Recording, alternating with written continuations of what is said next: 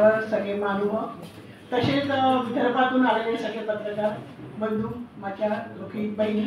खरं म्हणजे संगीताला भेटण्याची माझी इच्छा होती पण आज मला भेट इथे घडलेली आहे।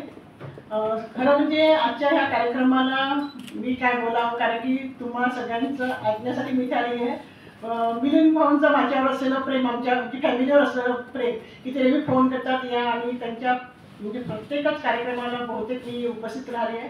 पण एक अतिशय आनंदाची गोष्ट आणि आज आनंद पण झाला की जवळजवळ 35 वर्ष ह्या पत्रिका त्यांचा व्यवसाय सुरू आहे। साप्ताहिक त्यांनी काढलेला आहे आणि 10 वर्षापासून हा पुरस्कारांचा त्यांनी ते सुरू केलेला आहे। त्यातली संख्या वाढत आहे, यंग लोक पण दिसत आहे, त्यात काही ओळखीचे पण दिसत आहे आणि पूर्ण विदर्भातून तुम्ही सगळे येत आहात म्हणजे किती अतिशय चांगली गोष्ट आहे की मिलिंदजींनी जे काही स्वप्न सुरू केलं होतं आणि त्यांनी ते काही पाऊल टाकलं आणि त्यांनी त्यांच्या मार्गदर्शनाखाली तुम्ही जे काही काम करत आहात त्याचं एक चांगलं उत्तम उदाहरण म्हणजे रवी भवनामध्ये आपण हा कार्यक्रम घेत आहोत आणि बराचसा कार्यक्रम त्यांच्या प्रेसमध्ये पण झालेला आहे, तिथे मी गेलेली पण आहे। आजच्या या कार्यक्रमाला विशेष म्हणजे उमेश बाबू चोपेंची पण मला आठवण झाली कारण त्यांच्या कार्यक्रमाला ते पण मला खूपदा भेटलेले आहे।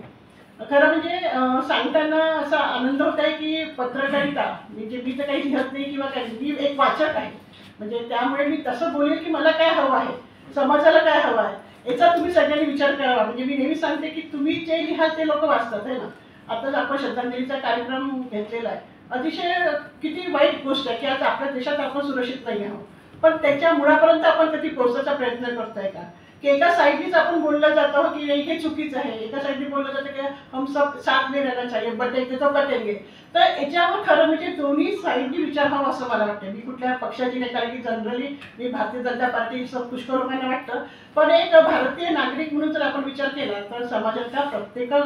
सगळ्यांची गरज आपण कशी करता येईल आणि सगळी ताकद तुमच्यामध्ये आहे। जे तुम्ही लिहा ते लोक वाचन आहे की नाही। तर मला असं वाटतं की खूपदा लोक म्हणतात की आम्हाला जेव्हा पत्र लिखतात माझ्या आमचं पण स्वतःचं साप्ताहिक आहे मिलिंदजी जे पाहतात आणि आम्ही ते करतो तर खूपदा असं म्हणतात की नाही निगेटिव्ह न्यूज आल्या पाहिजे म्हणजे लोक वाचतात पण मला असं वाटतं की तुम्ही 10 चांगल्या गोष्टी देऊन बघा आणि 10 पैकी एक तर गोष्ट कोणीतरी उचलेल ना आणि ती उचलल्या जाईल तर त्याच्यात तोच आपल्यासाठी तुमच्यासाठी सगळ्यांसाठी मला असं वाटते की तुम्हाला ते बक्षीस राहील की त्यासाठी तुम्ही पेपर काढत आहात साप्ताहिक काढत पेपर काढणे सोपी गोष्ट आहे, त्यालाही खर्च लागतो किंवा तुम्हाला पत्रकार ठेवा पहा तुमचा तो पेशन्स असेल तुमचा आनंद असेल छंद असेल तरी पण जे समाजासाठी आपण काम करतोय असं 8 दिवसांनी आपला एक पेपर काढतोय साप्ताहिक निघत आहे कोणाचं दैनिक निघत आहे त्यासाठी तुम्ही न्यूज तयार करत आहात तर मला असं वाटतं की याच्यामध्ये यंग लोकांना पण कसं कॉलेजच्या मुलांना मुलींना कसं जोडता येईल किंवा तुम्ही एखादी छान छान अशी कॉम्पिटिशन घेता येईल का आता उन्हाळ्यात की पाहिजे ह्या विषयावर तुम्ही लिहा आम्ही आमच्या पेपरमध्ये छापतो कारण नॅशनलचे पेपर आहे नागपूरचे मोठे पेपर त्यात माझा पण मी एखादा लेख पाठवला तर छापणार नाही पण एखादा साप्ताहिक छापू शकेल तर तुम्ही अशी सुरुवात करू शकता का एखादा लेख एखादा विचार समाजामध्ये कसं देता येईल तर मला असं की मोठी ताकद तुमच्यामध्ये आहे आणि याचा पण दृष्टीने आपण आता तुम्ही लोकांनी सगळ्यांनी विचार करणं आवश्यक आहे आणि हा देशामध्ये योग चांगला आहे योग ते जास्त आहे। आणि आज म्हणजे अभिनंदन करीन आणि मी पौनी बघा सरांचा की त्यांनी YouTube चॅनल काढलं यंग लोक ते पाहतात म्हणजे आवश्यक आहे